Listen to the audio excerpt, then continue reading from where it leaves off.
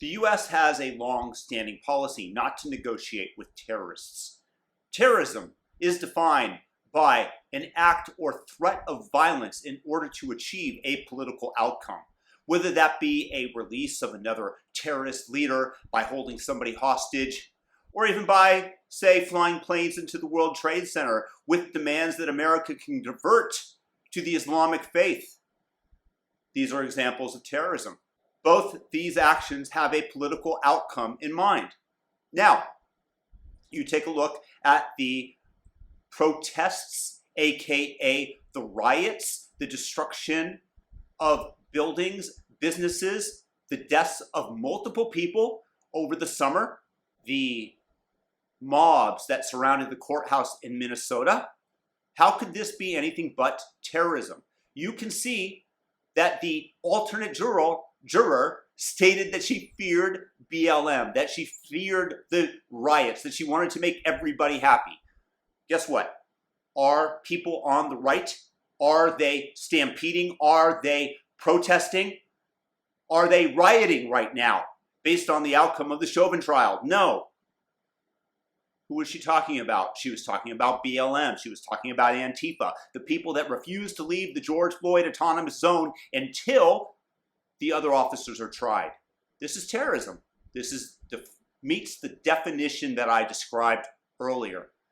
And this is what's going on in the United States, where we are acquiescing to the demands of the terrorists. This man did not receive a fair trial. If the jury is intimidated by the mob, then there was no fair trial. It doesn't matter if you think he was guilty. It doesn't matter if you think he was innocent. He is owed a fair trial by our justice system, and the terrorist mobs have taken over. There is no doubt with this admission that he is going to win a new trial on appeal, or serve a very limited jail sentence. The challenge that I have is not with that specifically, but the fact that these terrorist mobs realize that their tactics are working. And this is more ammunition for them. This is more fuel for them. This will attract more people to their cause because they want to be part of something that accomplishes something. It could be something good. It could be something bad. Everybody wants to be on the winning team.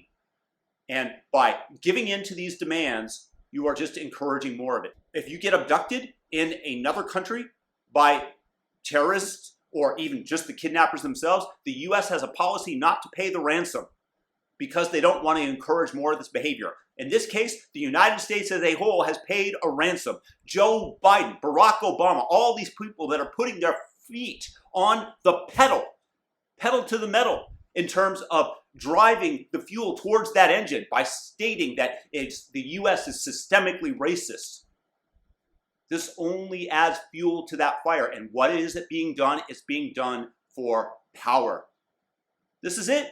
The Democrats want power. They want to divide the nation and get us to argue over racism that really, in all honesty, exists at a minute amount compared to what is being propagated out there. That's why Black Lives Matter. When there are 8,000 people killed on black crime, black people represent 13% of the population, yet commit 50% plus of the murders. Why are these murders unimportant? I care about black lives. I don't want people to die. It's only when it's at the hands of the police. That's why you don't know the name Sequoia Turner. Who was Sequoia Turner? She was an 8-year-old whose family was trying to get around a Black Lives Matter demonstration in Atlanta and was shot up.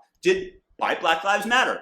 This is why her name is not propagated, because it doesn't fit the narrative that they are trying to extend to the... But what they do hold up is when a police officer saves somebody from being stabbed, a black girl from being stabbed, because the person who was attempting to murder this person happened to be a black female youth, then he is vilified by the media. And this is a very scary notion for me. The fact that there is so much fire being poured on it, and that we have to realize it, and we have to stand up to these terrorists. There's no other way to say it. They absolutely meet the definition. This is why they are continuing to riot. This is why they are continuing to decimate the United States as they tear us apart. And what is it being done for? It's being done for political gain. Washington, D.C. estate. Yeah, all this is abhorrent in terms of where we're going as a society, as a nation. We have something that largely works, that can be worked on to make even more perfect, but the U.S. has been so free of racism, not that saying that they're zero, that we elected Barack Obama twice. How is this 1940? How is this even 1968? It's not even close. Yet people somehow have the belief that things are worse today racially than they have ever been. And so we are using that as a cudgel to continue to divide us as a nation for political gain. And these politicians must be called out for it. And yes, we must stop acquiescing to the mob. We must stand up to the mob, even with force, and disperse them, or else they will continue to rampage. It's a guarantee, and this is why the U.S. principle of not negotiating with terrorists must stand. Fair trial was not received. Again, doesn't matter if you think he's guilty or innocent. We must not allow this to tear the fabric of our great nation apart. Stand up to the terrorists. Peace and blessings. If you guys are new, hit the subscribe button, the notification bell. Otherwise, YouTube won't notify you. Thumb up the video. Thumb it up, thumb it up, thumb it up. Have a great day. Peace.